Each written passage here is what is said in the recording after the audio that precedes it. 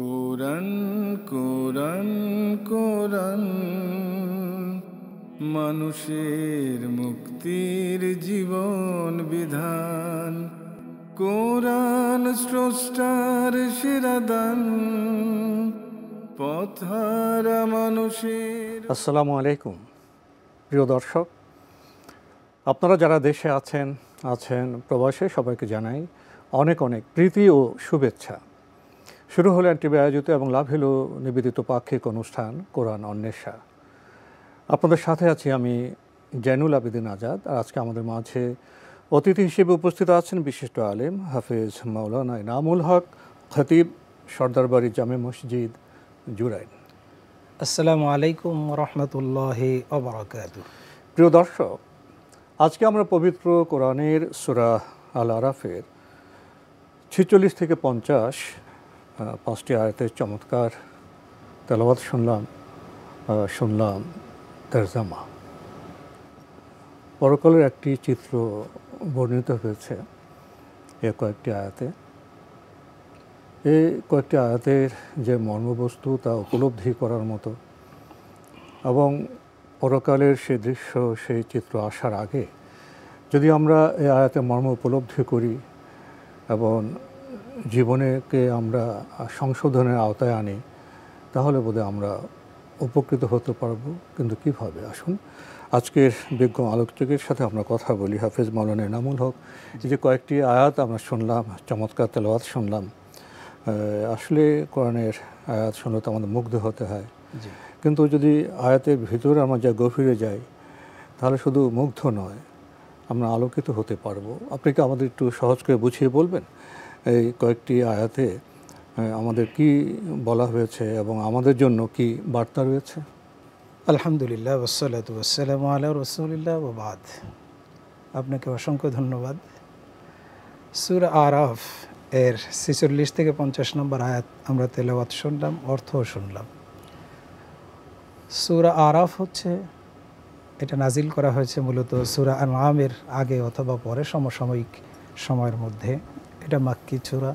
সূরাটি আল্লাহ পাক লিপিবদ্ধ করেছেন 206টি আয়াতে এবং 24টি রুকুতে। এর নাম দিয়েছেন আরাফ। মূলত এই যে 46 নম্বর আয়াতে যে আরববাসীদের কথা আল্লাহ পাক বলেছেন, এই আরববাসীদেরকে ইঙ্গিত করেই সূরার নামকরণ করা হয়েছে। আরাফ মানে হচ্ছে উঁচু স্থান। এখন জন্ম সনদ দিয়ে খোলো বিকাশ স্টুডেন্ট অ্যাকাউন্ট, নিজের বিকাশ নিজে কর। আরাফের দেয়াল, উঁচু দেয়াল, উঁচু স্থান। কেউ কেউ বলেছেন একটা পর্দা, জান্নাত এবং জাহান্নামের মাঝখানে যে পার্টিশনটা, যে দেয়ালটা, বিশেষ একটি সীমান্ত, সীমান্ত। এই সীমান্তকে বলেছেন, সাহাবীদের ভিতর থেকে এর ইখতিলাফ পূর্ণ বর্ণনা এসেছে। কেউ বলেছেন একটা পর্দা, কেউ বলেছেন একটা দেয়াল, এবং জান্নাত জাহান্নামের উপরে স্থান। সেখানে যেই বাসিন্দারা অবস্থান করবে কিয়ামতের দিন, তাদেরকে বলা হয়েছে আরববাসী। এই আরববাসী সম্পর্কে হাদিস শরীফে নবী করিম সাল্লাল্লাহু আলাইহি ওয়াসাল্লামকে প্রশ্ন করা পরে তিনি উত্তর দিয়েছেন, যাদের আমল নামার পাল্লাটা, যেই ইমানদারদের আমল নামার পাল্লাটা সমান সমান হবে, নেকি এবং বদ দুটো সমান সমান হবে, এই সমান সমান যাদের হবে, না ডাইনে যাবে না বামে যাবে, না দুজকে না জান্নাতে, একটা বিশেষ জায়গায় অবস্থান করবেন, পরবর্তী অবস্থা তো আল্লাহ নির্ধারণ করেন। আরববাসীরা তাদেরকে ওখানে অবস্থান করবে, দীর্ঘ সময় তারা অবস্থান করবেন। এই দেখবে, তারা এপারের দৃশ্য দেখবে, তারা জান্নাতীদেরকেও দেখবে, জাহান্নামীদেরকে দেখবে। সেই চিত্রটাই আল্লাহ পাক বলেছেন যে ওয়াবাইনাহুমা হিজাব ওয়া আলাল আরাফি রিজালুন ইয়ারিফুনা কুল্লাম বিসিমাহুম ওয়া নাদাউ আসহাবাল জান্নাহ আন সালামুন আলাইকুম লাম ইয়াদখুলুহা ওয়া হুম ইয়াতমাউন। আল্লাহ পাক বলছেন যে এই যে আরববাসী, যাদের মাঝখানে একটি পর্দা আছে, জান্নাত এবং জাহান্নাম, তার উপরে তারা ওই দেয়ালের উপরে বা পর্দার উপরে অবস্থানকারী, এরা জান্নাতীদের দিকে যখন দেখবে তারা চিনতে পারবে যে এরা জান্নাতী। তখন জান্নাতীদের জন্য এরা দোয়া করবে, সালামুন আলাইকুম, তোমাদের প্রতি আল্লাহ শান্তি বর্ষণ করুক। কিন্তু তারা তখনও জান্নাতে প্রবেশ করে নাই এবং জান্নাতের আশা রাখে যে আমরা জান্নাতবাসী হব। পরক্ষণে যখনই তারা وإذا صرفت أبصارهم تلقاء أصحاب النار قالوا ربنا لا تجعلنا مع القوم الظالمين أصحاب النار قالوا ربنا لا تجعلنا مع القوم الظالمين। এরপরে যখন তারা লক্ষণ দেখে জাহান্নামীদেরকে চিনতে পারবে, তখন আল্লাহর কাছে তারা প্রার্থনা করবে। দেখেন, এখানে শিক্ষার বিষয় হচ্ছে, যারা মুমিন বান্দা তারা দোয়া করতে জানে, তারা বদ দোয়া করতে জানে না। জাহান্নামীদের জন্য পক্ষান্তরে তো বদদোয়া উচিত ছিল, যেহেতু জান্নাতীদের জন্য দোয়া করেছেন। কিন্তু মোমেন যারা, তারা বদদোয়া করে না, সকলেরই কল্যাণ কামনা করে। কিন্তু সেখানে আফসোস, তারা হতাশা এবং তারা ভয় করতে থাকবে যে আল্লাহ তুমি এই জালিম যারা তোমার জুলুম করার কারণে যারা আজকে জাহান্নামের অধিবাসী হয়ে গেছে, এই জালিমদের অন্তর্ভুক্ত আমাদেরকে করো না। এভাবে আল্লাহর কাছে তারা আশ্রয় চাইবে। এই জাহান্নামের যে ভয়াবহ যে অবস্থা, এই অবস্থা দেখে তারা বুঝতে পারবে যে জাহান্নাম কী জিনিস। জাহান্নামটা কিয়ামতের ময়দানে আসবে এমন অবস্থায় সূরা ফুরকানের মধ্যে এসেছে যে জাহান্নামটা যখন হাশরের ময়দানে আপনার জাহান্নামীদেরকে দেখতে পাবে, পাপিষ্ঠদেরকে দেখতে পাবে, তখন জাহান্নাম ক্রোধে ফেটে পড়বে এবং গর্জন করতে থাকবে, চিৎকার করতে থাকবে। এত তার যে গোস্বা হবে জাহান্নামের। হাদিস শরীফ আসছে, সাহাবীরা জিজ্ঞাসা করছেন, রাসূলুল্লাহ জাহান্নামের কি চোখ আছে? নবী সাল্লাল্লাহু আলাইহি ওয়াসাল্লাম বলছেন, কোরআনের এই সূরা ফুরকানের আয়াতের দিকে ইশারা করে বলেছেন, আল্লাহ কি বলেছে তা কি দেখো না, যে জাহান্নাম সেদিন দেখতে পাবে। তার মানে অবশ্যই জাহান্নামের সেদিন চোখ দেওয়া হবে এবং জাহান্নামের মুখ দেওয়া হবে, চিৎকার করতে থাকবে। জাহান্নাম সেদিন এই করুণ দেখে হাশরের ময়দানের অবস্থা এত ভয়াবহ হয়ে যাবে যে ইব্রাহিম আলাইহিস সালামের মতো আল্লাহর খলিল, সেই আল্লাহর খলিল বান্দাও দাঁড়ানো থাকতে পারবে না, ভয়ের চোটে হাঁটুতে ভর দিয়ে নুয়ে পড়বে এবং সেদিন সে নিজের জন্যই নফসি নফসি করতে থাকবে যে আল্লাহ তুমি আজকে আমাকে বাঁচাও। এই অবস্থা হবে। জাহান্নামের যে কঠিন ভয়াবহ চিত্র, সে চিত্রে জাহান্নাম সেদিন উদ্ভাসিত হবে, সক্রিয় হবে। আরও কিছু জানবো আপনার কাছ থেকে এই বিষয়ে। এখন আমরা আমাদের আজকের অতিথি হাফেজ মাওলানা এনামুল হক ভাই থেকে এই 5টি আয়াতের মর্মবাণী কি, আমাদের জন্য কি বার্তা রয়েছে তা জানার চেষ্টা করছিলাম। বিরতির পরে আবারও আপনার কাছে। জি আলহামদুলিল্লাহ। আসলে মূলত আল্লাহ রাব্বুল আলামিন এই 5টি আয়াতে জান্নাত জাহান্নামের চিত্র তুলে ধরেছেন মাঝখানে অবস্থানকারী আরববাসীদের আলোকে, আরববাসীদের মাধ্যমে জান্নাতের যে অবস্থা, জাহান্নামের যে অবস্থা এবং জাহান্নামের ভয়াবহতা দেখেই মূলত আরববাসী যারা, তারা আল্লাহর কাছে প্রার্থনা করবে, ক্বালু রাব্বানা লা তাজআলনা মা'আল কওমিজ জালিমিন। তো জাহান্নাম যে কিভাবে শাস্তি দিবে এবং কারা জাহান্নামী হবে, এর পরের আয়াতে আরেক শ্রেণী, জাহান্নামের ভিতরে আরেক শ্রেণী যারা সমাজের ভিতরে নেতৃস্থানীয় এবং সম্পদে যারা ঐশ্বর্যবান, ধনবান, এই লোকগুলানকে আপনার সেদিন তারা দেখতে পায়। তারা বলবে, ওয়ানাদা আসহাবুল আরাফি রিজালান ইয়ারিফুনাহুম বিসিমাহুম ক্বালু মা আগনা আনকুম জামউকুম ওয়া মা কুনতুম তাস্তাকবিরুন। তাদেরকে ইঙ্গিত করে বলবে, তোমরা না সেই লোকগুলি, যে লোকগুলি দুনিয়াতে প্রতিপত্তিশীল ছিল, ক্ষমতাবান ছিলে, লোকজন নিয়ে সবসময় চলতে, তোমরা লোকজনের বড়াই দেখাতে, তোমাদের অনেক সংখ্যা বেশি, এই সংখ্যার বড়াই দেখাতে, ক্ষমতার বড়াই দেখাতে, সম্পদের বড়াই দেখাতে তোমরাই তো সেই লোকগুলি।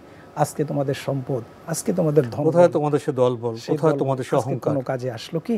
কোনো কাজেই আসলো না। ওয়া মা কুনতুম তাস্তাকবিরুন, এটা তাদের অহংকারের কারণেই হয়েছে। এরপরেই আল্লাহ রাব্বুল আলামিনের কাছে যেই পরিচিতিটা আল্লাহ পাক আমাদের সামনে তুলে ধরেছেন, আহা উলা ইল্লাযীনা আকসামতুম লা ইয়ানালুহুমুল্লাহু বিরাহমা উদখুলুল জান্নাতা লা খাউফুন আলাইকুম ওয়া লা আনতুম তাহজানুন। এরপরে আরববাসীরা আরও বলবে যে তোমরা যাদের সম্পদে শপথ করে, কসম করে বলতে, দুনিয়াতে সম্পদের বড়াইয়ের কারণে, নিজেদের আধিপত্যের কারণে, নিজেদের লোক জনবলের কারণে তোমরা যে বড়াই করতে, এই লোকগুলি, এইগুলির তো আল্লাহর কোনো সদয় নাই, আল্লাহর রহমতের কোনো অংশই তারা পাবে না, আল্লাহর কোনো দয়া অনুগ্রহ নাই। কিন্তু আজকে চেয়ে দেখো, তাদেরকেই বলা হবে উদখুলুল জান্নাহ লা খাউফুন আলাইকুম ওয়া লা আনতুম তাহজানুন। তাদেরকে বলা হবে তোমরা জান্নাতে প্রবেশ করো, আজকে তোমাদের কোনো ভয় নাই, কোনো টেনশন নাই, কোনো চিন্তা নেই। যেই লোকগুলানকে পৃথিবীতে আমরা অবহেলা করি, কিন্তু আজকে সেই ব্যক্তি যদি মোমেন হয়, এই জন্য মোমেনদের জন্য নিরাশ হওয়ার কোনো কারণ নেই। ওয়ালা তাইয়াসু মির রাউহিল্লাহ ইন্নাহু লা ইয়াসু মির রাউহিল্লাহি ইল্লাল কওমুল কাফিরুন। আল্লাহ পাক কোরআনের অন্যত্র বলেছেন, যারা ঈমানদার বান্দা তারা আল্লাহর রহমত থেকে কখনো নিরাশ হয় না। নিরাশ হয় কেবলমাত্র কাফেররা। এই জন্য নিরাশ হওয়া, অন্য জায়গায় আল্লাহ বলেছেন লা তাকুনাতু মির রাহমাতিল্লাহ, যে তোমরা আল্লাহর রহমত থেকে নিরাশ হয় না। এভাবে আল্লাহ পাক কোরআনের বিভিন্ন জায়গায় বলেছেন। সুতরাং মোমেনদের জন্য হতাশ হওয়ার কিছু নেই। মোমেনরা পৃথিবীতে এসেছেন, মোমেনরা জানেন যে আল্লাহ পাক পৃথিবীতে পাঠিয়েছেন আমাদেরকে একটা পরীক্ষার জন্য, মানুষকে সৃষ্টি করেছেন আল্লাহ পাক একটা পরীক্ষা করার জন্য। আল্লাহ পাক বলেছেন আল্লাযী খালাকাল মাউতা ওয়াল হায়াতা লিয়াবলুয়াকুম আইয়ুকুম আহসানু আমালা। আল্লাহ বলেছেন আমি তোমাদের জীবন এবং মৃত্যু দান করেছি, এটা মাঝখানে একটু সময় দিয়েছি, খুবই সংক্ষিপ্ত একটু সময়। এই সময়ের তুলনা করলে এখানে টাইম আমাদের সংক্ষিপ্ত, এত কম সময় যার কোনো তুলনাই হয় না। সেই সময়টুকুন আল্লাহ পরীক্ষা করবেন, এতটুকুন সময় পরীক্ষা করে অনন্তকালীন জান্নাত আমাদেরকে দিবেন। এই জন্য মোমেনদেরকে আল্লাহ পাক সেদিন বলবে, আজকে তুমি জান্নাতে প্রবেশ করো, তোমার কোনো ভয় নাই, টেনশন নাই, দুনিয়াতেই তোমার সমস্ত টেনশন, পরকালে আপনার জান্নাতে যারা দাখিল হবে তাদের আর কোনো টেনশন নাই, ভয় নাই, কিচ্ছু নাই। আল্লাহ বলবে তোমার যেখান থেকে খুশি তুমি আহার করতে থাকো, ফলমূল খেতে থাকো, যা চাও তাই খাবে। মা তাশতাহিহিল আনফুস শান্তি এবং ওয়া তালাজ্জুল আয়ুন ওয়া আনতুম ফিহা খালিদুন। সূরা যুখরুফের ভিতর আল্লাহ বলেছেন যে এমন সেখানে মোমেনদের জান্নাতীদের মনে যা চাইবে আল্লাহ পাক সেই আশা পূরণ করবে, যা খাইতে মন চাইবে সেখানে সবচেয়ে শান্তি এবং তৃপ্তি, জি চোখের তৃপ্তি, চোখ জুড়ানো, তারা শান্তি পাবে এবং তারা সেখানে চিরস্থায়ী থাকবে। এরপরে আল্লাহ পাক যেটা বলেছেন যে এই জাহান্নামীরা জাহান্নামের কষ্টের ভিতর যখন থাকবে, আগুনের তাপের মধ্যে যখন থাকবে, লিলিহান শিখার মধ্যে যখন থাকবে, তখন তাদের কলিজা ফেটে যেতে থাকবে, তাদের অনাহারে ক্ষুধার যন্ত্রণায় তারা কাতর হয়ে যাবে। তখন তারাও তো মাঝখানে যে পর্দাটা থাকবে, এই পর্দাটা একটা গ্লাসের মতো, যে হেজাবটা বলা হয়েছে এটা একটা গ্লাস। জাহান্নামীরাও জান্নাতীদেরকে দেখতে পাবে এবং জান্নাতীরাও জাহান্নামীদেরকে দেখতে পাবে। কোরআনুল কারীমের মধ্যে আসছে যে জান্নাতীরা, সূরা মুদ্দাসসিরের মধ্যে আসছে যে জান্নাতীরা জাহান্নামীদেরকে দেখে বলবে ইয়াতাসাআলুন, তাদেরকে প্রশ্ন করবে মা সালাকাকুম ফি সাকার, কেন তোমরা আজকে জাহান্নামে আসলে? এখন জন্ম সনদ দিয়ে খোলো বিকাশ স্টুডেন্ট অ্যাকাউন্ট, নিজের বিকাশ নিজে কর। তখন তারা উত্তর দেবে আমরা নামাজ পড়তাম না, আমরা এতিমদেরকে ক্ষুধার্তদেরকে খাবার দিতাম না। এই যে বদগুণগুলি, নামাজ ছেড়ে দেওয়া, তারপর মানুষকে খাদ্য দান না করা, আমার উপরে যে হক আছে হকগুলি আদায় না করা, আত্মীয়তার হক আদায় না করা, প্রতিবেশীর হক আদায় না করা, মানুষ হিসাবে মনুষ্যত্ব হিসাবে মানুষকে সামাজিক জীব, মানুষের হক আদায় না করা, এই জন্য আমি জাহান্নামে এসেছি। তাহলে এখানে জান্নাতীরাও জাহান্নামীদেরকে দেখতে পাচ্ছে, জাহান্নামীরাও জান্নাতীদেরকে দেখতে পারবে। এই আয়াতের মধ্যে সেটা এসেছে যে ওনাদা আসহাবুন নার আসহাবুল জান্নাতি আন আফিদু আলাইনা মিনাল মা আও মিম্মা রাযাকাকুমুল্লাহ। তখন তাদের ক্ষুধার কারণে, তাদের পিপাসার যন্ত্রণার কারণে ওই জান্নাতীদেরকে বলবে তোমরা আমাদের উপর একটু পানি ঢেলে দাও না, আল্লাহ তোমাদেরকে যে আজকে যে নাজ নেয়ামত, যে রিজিক দিয়েছে, জান্নাতের অসংখ্য নেয়ামত তোমাদেরকে দিয়েছে, ওর থেকে একটুখানি আমাদের জন্য একটু ফেলে দাও না। তখন প্রশ্ন আসবে ক্বালু ইন্নাল্লাহা হাররামাহু আলাল কাফিরিন, জান্নাতীরা বলবে জান্নাতের সব কিছু আল্লাহ পাক তোমাদের জন্য আজকে হারাম করে দিয়েছেন, কেন দুনিয়াতে বসে তোমাদেরকে বিশদ বর্ণনা করা হচ্ছে না? এটা হাদিস আসছে একটা যে কিভাবে হারাম। হযরতে নবী করিম সাল্লাল্লাহু আলাইহি ওয়াসাল্লামের যে চাচা ছিলেন আবু তালিব, যখন তিনি মৃত্যুশয্যায় ছিলেন, রোগাক্রান্ত ছিলেন, বারবার রোগ হতেছিলেন, তখন তার যে চতুর্পাশের লোকজন তারা বলতেছিল তোমার ভাতিজাকে বলো না, ভ্রাতুষ পুত্রকে বলো যে জান্নাত থেকে একগুচ্ছ আঙ্গুর অথবা জান্নাতের কোনো খাবার তোমাকে এনে দিক, যেটা পান করলে তোমার রোগগুলি মুক্তি হয়ে যাবে। এই কথা মতন আবু তালিব তার দুধ পাঠালেন নবী করিম সাল্লাল্লাহু আলাইহি ওয়াসাল্লামের কাছে। নবী করিম সাল্লাল্লাহু আলাইহি ওয়াসাল্লামের কাছে যখন তার দুধ এই কথা বলল, তার আরজিটা যখন পেশ করলো, ওই জায়গায় উপস্থিত ছিলেন হযরত আবু বকর রাদিয়াল্লাহু তাআলা আনহু। তাফসীরের ভিতরে আসছে যে আবু বকর রাদিয়াল্লাহু তাআলা আনহুর সাথে সাথে এই আয়াত বলে তখন বলেছেন জান্নাতের সমস্ত খাবার, পানীয়, নাজ নেয়ামত কাফেরদের জন্য আল্লাহ হারাম করে দিয়েছেন। সুতরাং কাফেরদের জন্য পরকালে আর অবশিষ্ট কিছুই থাকবে না। রব্বানা আতিনা ফিদ দুনিয়া হাসানা ওয়া মা লাহু ফিল আখিরাতি মিন খালাক। যারা শুধু দুনিয়ার কল্যাণ চায় তাদের জন্য পরকালে আর কিছুই থাকবে না। মান কানা ইউরিদু হায়াতাদ দুনিয়া নুতিহি মিনহা মান কানা হারসাদ দুনিয়া নুতিহি মিনহা। যে ব্যক্তি শুধুমাত্র দুনিয়ার সামান্য চাইবে, আল্লাহ পাক তাকে দুনিয়ার ভিতর থেকে তার আশা পূরণ করে দিবে। কিন্তু ওমান কানা ইউরিদুল আখিরাতি নাজিদ লাহু ফি হারসি, যে ব্যক্তি দুনিয়া চায় না, আল্লাহ তার পরকালটাকে এমন এমন করে রাখবেন, এত বাড়িয়ে দিবেন সে চিন্তাও করতে পারে না। নবী করিম সাল্লাল্লাহু আলাইহি ওয়াসাল্লামকে আল্লাহ পাক দুনিয়ার সমস্ত সম্পদ দিতে দিয়েছেন। এক হাদিসে এসেছে নবী করিম সাল্লাল্লাহু আলাইহি ওয়াসাল্লামকে আল্লাহ পাক বলছেন, হে নবী, আপনি যদি চান দুনিয়ার সমস্ত নাজ নেয়ামত ধন সম্পদ আমি আপনাকে দিব, দুনিয়ার সমস্ত প্রতিপত্তি ক্ষমতা আমি আপনাকে দিব, আপনি কি চান? নবী করিম সাল্লাল্লাহু আলাইহি ওয়াসাল্লাম বলেছেন এবং এই হাদিসের মধ্যে এও বলেছেন যে হে নবী, আপনার জন্য পরকালে যা আছে ওইটা বিনষ্ট হবে না, ওইটা পাবেন, কিন্তু দুনিয়ায় যদি আপনি চান আপনাকে আমি এই দেবো। কিন্তু নবী করিম সাল্লাল্লাহু আলাইহি ওয়াসাল্লাম বললেন না, আমি পরকাল চাই, দুনিয়া চাই না। আমি তো দুনিয়ায় ভোগ করতে আসিনি, আমি তো দুনিয়ায় এসেছি মুসাফিরের জীবন যাপন করতে। আমরা তো আসলে ওই যে বললাম ছোট্ট একটু মুসাফিরের জীবন যাপন করতে এসেছি। এই জীবনটাকে আমরা গোছানোর জন্য কত ফিকির, কত ধান্দা, কত অনিয়ম, কত আল্লাহদ্রোহী কাজ। আজকে ইমানদার হওয়ার পরও যারা আল্লাহর প্রতি ইমান আনে নাই তারা তো এক শ্রেণীর আছেই, বিনা প্রশ্নে জাহান্নামে যাবে। কিন্তু যারা ইমান আনার পরেও, ইমানদার দাবি করার পরেও আল্লাহর এই আয়াতগুলিকে অস্বীকার করি, আসলে কি প্রশ্ন হচ্ছে, আসলে কি তারা ইমানদার? কোরআন জবাব দিচ্ছে না, আসলে তারা ইমানদার নয়। ওয়ামিনান নাসি মান ইয়াকুলু আমান্না বিল্লাহি ওয়াল ইয়াউমিল আখির ওয়া মা হুম বিমুমিনিন। সূরা বাকারার 2য় রুকুতে আল্লাহ পাক বলছেন, হে নবী, আপনার কাছে এক শ্রেণীর লোক এসে বলবে, আপনার সামনে প্রথম কাতারে নামাজ পড়বে, রুকু করবে, সিজদা করবে, জাকাত দিবে, আপনার দান সাদাকা করবে, রমজানের রোজারা পালন করবে, আপনার সাথে হজ করবে, বাইতুল্লাহ যাবে, আপনার সাথে জিহাদের ময়দানেও যাবে, কিন্তু আপনি এবং সাক্ষ্য দিবে ওয়ামিনান নাসি মান ইয়াকুলু আমান্না বিল্লাহ, আল্লাহর প্রতি আমরা ঈমান এনেছি, ওয়াবিল ইয়াউমিল আখির। আমরা কয়েকটা আয়াতের ব্যাখ্যা আপনার কাছ থেকে শুনছিলাম, শোনার তো আরও ইচ্ছে ছিল, কিন্তু সময় বারণ করছে। সময়ের কারণে আজকে এখানে শেষ করতে হচ্ছে। হাফেজ মাওলানা এনামুল হক, আপনি কষ্ট করে আমাদের স্টুডিওতে এসেছেন, সময় দিয়েছেন, সেজন্য আপনাকে অনেক ধন্যবাদ। আপনাকে অসংখ্য মোবারক। প্রিয় দর্শক, আমরা দেখছিলাম এনটিভি আয়োজিত এবং লাভ হইলো নিবেদিত পাক্ষিক অনুষ্ঠান কোরআন অন্বেষা। আমাদের এই অনুষ্ঠান আপনারা এনটিভি অনলাইনেও দেখতে পারবেন, ভিজিট করুন www.ntvbd.com।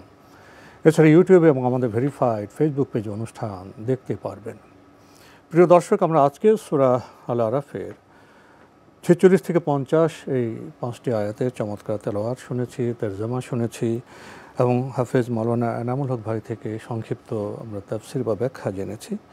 এই কয়েকটি আয়াতে যে একটি চিত্র স্পষ্ট হয়েছে, জান্নাত জাহান্নামের মাঝে একটি দেয়াল, সেটাকে আরাফ হিসেবে চিহ্নিত করা হয়েছে। সেই দেয়ালের উপর কিছু লোক থাকবে যারা জান্নাতবাসী হবে, আর যারা দোজকবাসী হবেন বিশেষ চিহ্ন দ্বারা তারা উপলব্ধি করবেন।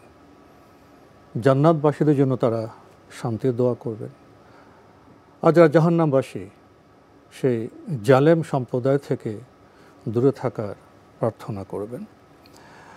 এবং এই দেয়াল থেকে যারা পর্যবেক্ষণ করছেন তাদের উপলব্ধি থেকে আমাদের জন্য বার্তা রয়েছে।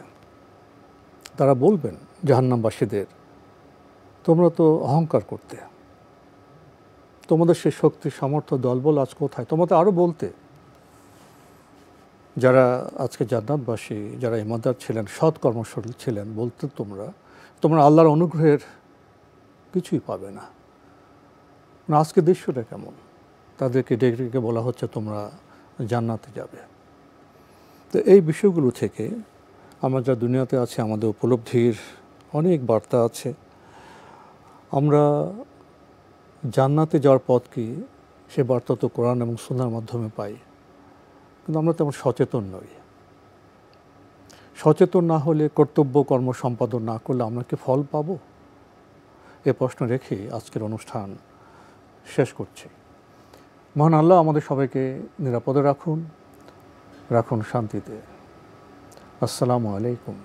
পথহারা মানুষের বন্ধু কোরআন,